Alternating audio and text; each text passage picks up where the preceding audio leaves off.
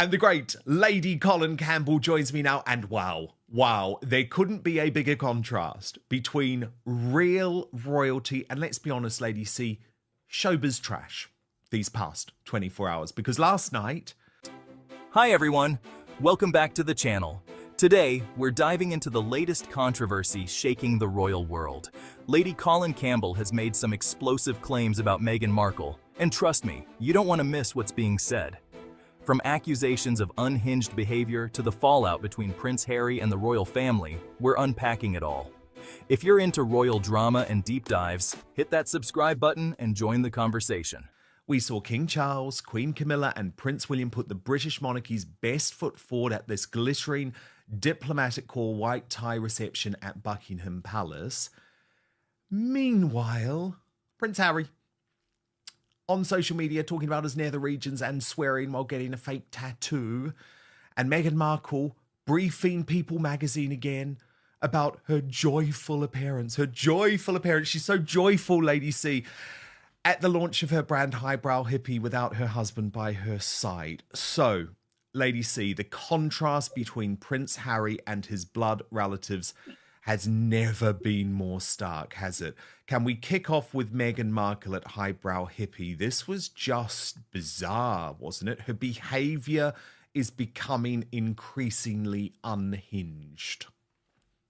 Well, Dan, it depends how you assist yourself with your unhinging. Because I understand from people who were there and saw her that she appeared to them to be flying higher than Concorde in the stratosphere. And also she was very clinging at the same time. So she's had a few Red Bulls, Lady C. Well, she certainly had something. You've got a cold again. Again, my dear, my nose so often bothers me, I can't tell you. But there was something very performative about it all, wasn't there, Lady C? And then the fact that she then had to brief to People magazine, oh, I was just so joyful. I mean, I don't buy it for 1 second. Meghan's unhinged behavior? So, Lady Colin Campbell didn't hold back when describing Meghan Markle's recent behavior. At a high-profile launch for her latest business venture, Highbrow Hippie, Meghan's attempt to project joy felt, as Lady Colin puts it, performative and disconnected from reality. She's even being accused of acting overly dramatic and clinging to a narrative of happiness that some say feels forced. Well, she seems to have forgotten that the promise of joy that Camilla was going on about didn't behoove her or do her any good. And therefore, maybe, since joy didn't work for Camilla, maybe she should avoid trying to have joy work for her. It's never very convincing, especially, when public figures have to let you know that they are so joyous and that they're so happy and that everything's so fabulous. It's usually not. Well, indeed, because at the end of the day, Highbrow Hippie, which seems to me to be quite a disastrous brand, actually, but let's put that to one side. I mean, this is Meghan's colorist and probably one of her only friends these days because her friends are all on the payroll or wanting something out of her. But Meghan has invested in this brand, and this was a big launch for her because all of her business ventures of late have been complete flops and complete disasters. And there she is again, completely on her own. So, of course, she has to act as if she's overjoyed. Whereas I think Prince Harry is making quite a specific choice. And I mean, we'll come to his crazy decisions in just a moment. But I think he is making quite a specific choice to distance himself from the disaster of his wife's career. And maybe that's actually a sensible thing. Well, it is a sensible thing. But, Dan, think about it.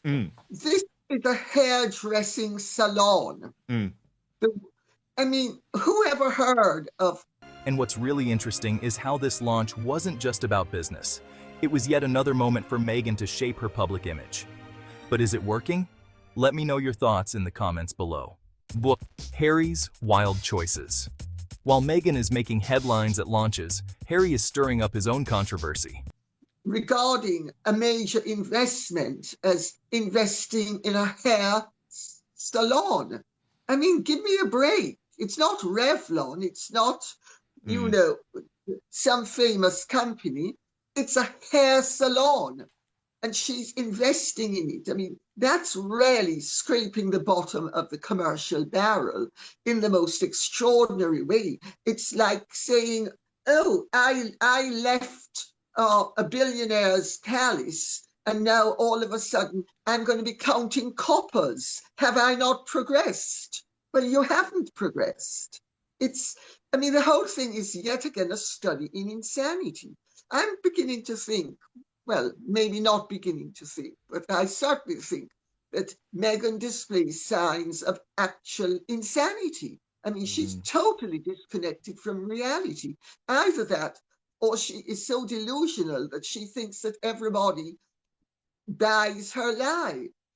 It's so ludicrous. It's beyond belief. And also the hair. I mean, look at that hair. You know, is that supposed to be hair that anybody would want?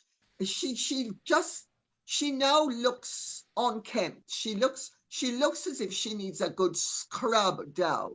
You know, let's scrub the scrubber. From swearing on social media to getting fake tattoos, his recent behavior is raising eyebrows.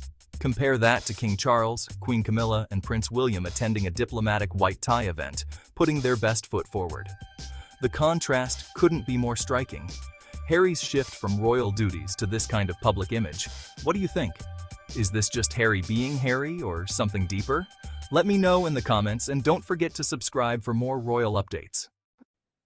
Do you not feel at all sorry for her, Lady C, that it has just gone so spectacularly wrong? I mean, as you say, she's gone from being a member of the British royal family to part of the Hollywood elite with the biggest possible deals in the world to investing in an embarrassing little brand at a hair salon in Los Angeles, where she isn't even able to bring any of her A-list mates, let alone her husband.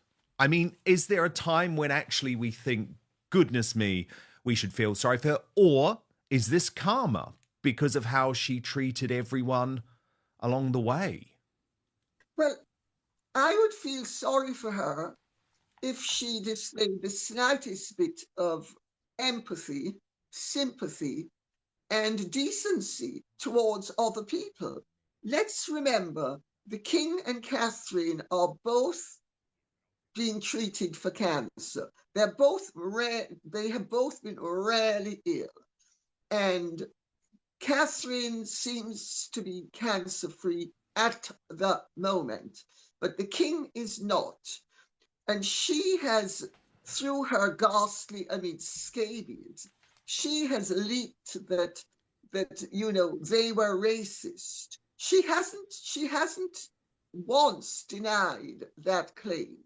She and Harry have been piling pressure on his father and his sister-in-law in the most disgraceful way. They haven't stopped piling on the pressure. They have continued piling on the pressure. Is Meghan controlling Harry? Here's where things take a darker turn. Lady Colin raised the possibility that Meghan might be exercising coercive control over Harry. She claims Meghan's influence has led to Harry's estrangement from his family.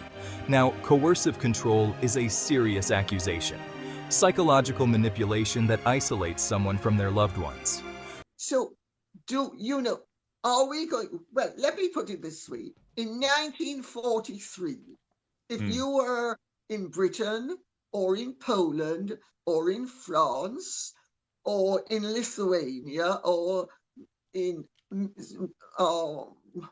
Romania, etc., would you have been pitying Adolf Hitler because he had a cold?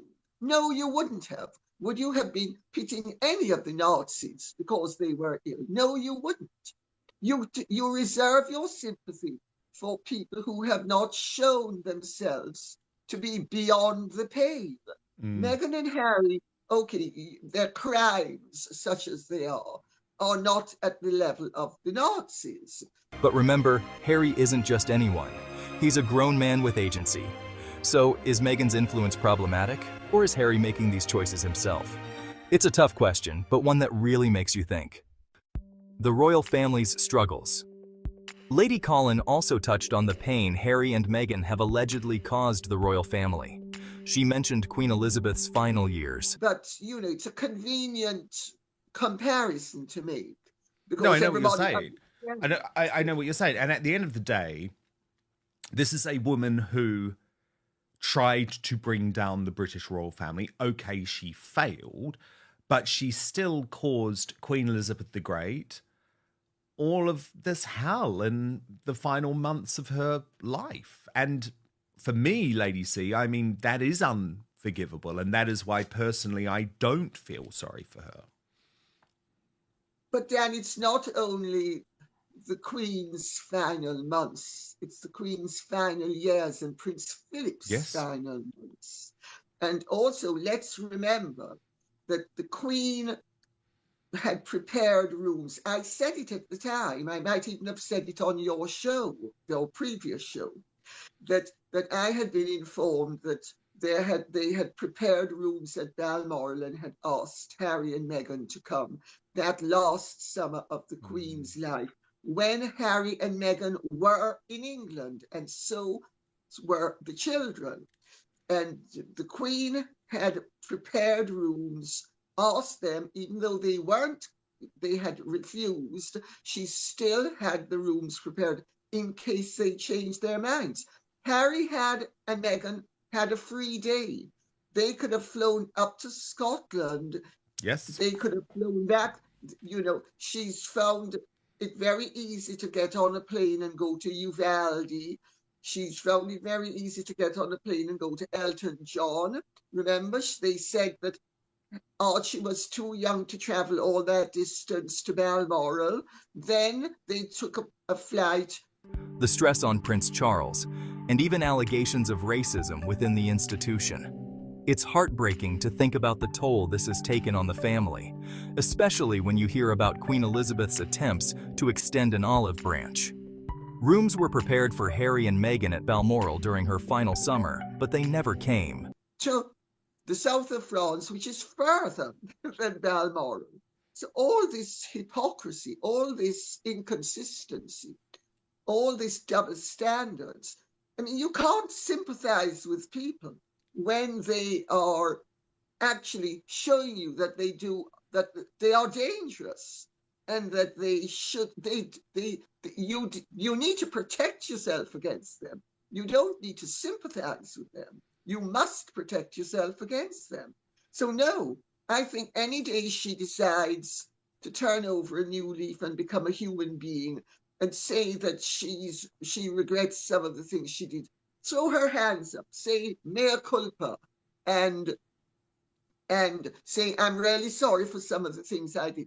Then I think it would be appropriate to give her sympathy. But in the meantime, you do not give sympathy to somebody who is trying to destroy you.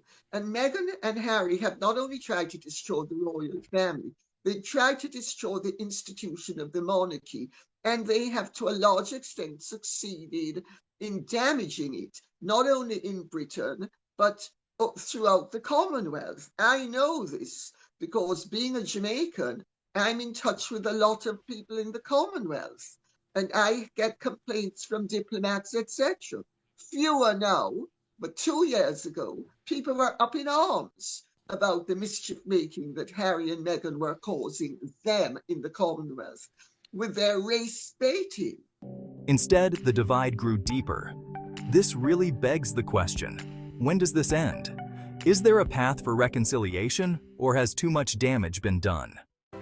What's next for the royals? So, here's where we are. Lady Colin Campbell's words have sparked a new wave of debate about Meghan Markle, Prince Harry, and the future of the monarchy. From accusations of unhinged behavior to the role of tradition versus modernity, there's no shortage of drama in this royal saga. What do you think? Is there still hope for Harry and Meghan to find a balance between their new life and the royal family's expectations? Drop your thoughts below, and don't forget to like this video, share it with your friends, and hit that subscribe button for more royal updates. Thanks for watching, and I'll see you in the next one.